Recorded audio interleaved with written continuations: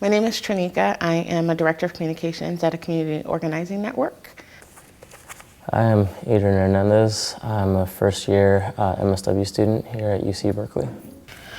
Okay, Adrian. Have you ever been the victim of physical violence or verbal abuse based on your ethnic identity?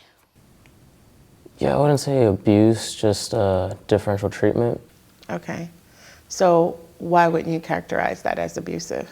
It was very implicit. Okay. I was asked for my ID in a scenario where nobody had been asked for their ID already. Mm-hmm. So it's happened in my undergrad experience where I'd be in a social situation and people didn't believe that I went to that school. Mm-hmm.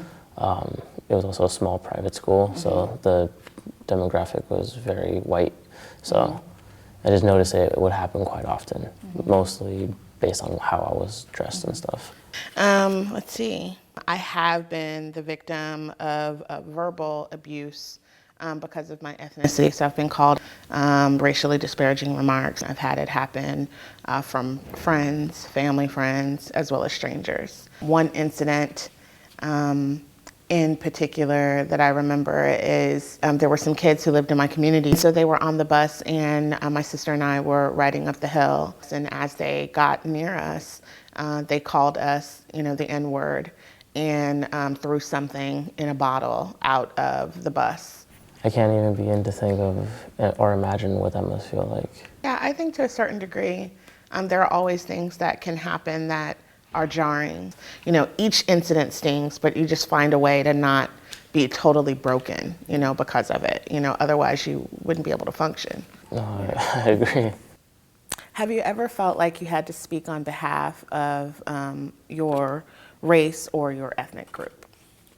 Yes, several times. Mm-hmm. It's those self-fulfilling kind of stereotypes where sometimes it's verbally speak for it or step up, in my behavior and my actions. Because I'm a student of color, I feel like I need to, represent my culture and my ethnicity. I'm in a unique position. That's, I guess, if you want to say, a privilege mm-hmm. to be in the position that I'm at, that I can actually portray that for my, for my race and for my people. I certainly try to educate people about, misconceptions that they may have about, Black people. And so I feel a responsibility to do that. But I think that's totally different than feeling like, okay, I'm in this store and there are a whole bunch of white people here and now I've got to straighten up my back and talk a certain way and walk a certain way because I don't want those white people to think that Black women act this way or act that way. I don't feel that kind of pressure, but I know that I always feel the expectation. I just resist it. I just wanted to ask you what do you think about police brutality, and have you ever been targeted by the police because of your race? First and foremost, police brutality is real. It is not a figment of somebody's imagination. Police brutality affects everybody, right? White people, Black people, Latino people, Asian people. However, the studies definitely show that in any given situation, police are going to be more likely to wage unnecessary violence that results in injury or death against Black and Latino people. So it's real and it's painful. And it takes lives and it creates a chasm between the community and law enforcement. I've also had police come into my home and search my home. I was asleep and it was dark, and the way I woke up was to have 5 or 6 SWAT-style police officers in my bedroom in the dark with assault rifles and flashlights aimed at my face. In that situation, it's very easy to make a sudden move that they could then deem saying I was reaching for a gun. I think that the other part of the trauma actually has nothing to do with the police brutality. It goes back to my first statement that I made when I said it's real. Mm-hmm. And I said that because after we experience these things as people of color in our communities, after we tell our personal stories and tell what happened from our perspective, oftentimes what we get from white communities is that you must have imagined that. Your pain isn't real. that didn't really happen. Well, if you would have just responded this way, well, if you respected police, then those things wouldn't have happened to you. So we're traumatized again. You know, when we hear the story of someone going to a school, which typically always a white person, a white male, going up to a school and shooting up the school, and we hear that story, you know, people of color don't like necessarily question like, oh, that must not have really happened. It must not have happened that way. You know, we are like, upset and we mourn and we're in pain with other people in our community. But when we're brutalized, when we're traumatized, when our children are murdered, we don't get the same response. And so that's an additional level of trauma.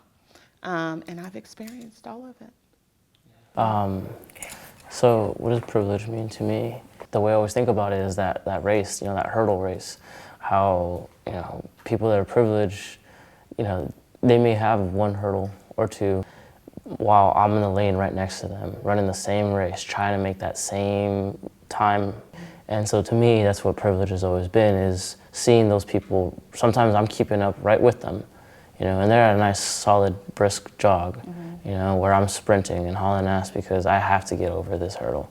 You know, privilege is being able to believe that the American dream, you know, is achievable, and, you know, and you have that right to it. Let's see, privilege. Privilege manifests itself in a variety of different ways, and there are all sorts of different privileges. The most insidious and dangerous one is white privilege. The most privileged person in the United States of America is a tall, cisgender, heterosexual, white male. I think what makes white privilege in particular so dangerous is because, with almost very few exceptions, it is the only privilege that you're either born into it or you're not. As a Black woman, I can gain educational privilege by going to school, going to college, and getting degrees, and then I can have some degree of educational privilege, so I can work towards a certain kind of privilege. But I can never be white. You know, it is something that people know that they benefit from, and they're invested in maintaining the system. And I think the very denial of white privilege attests to the investment that people have in the system of privilege, particularly white privilege, that exists in our country.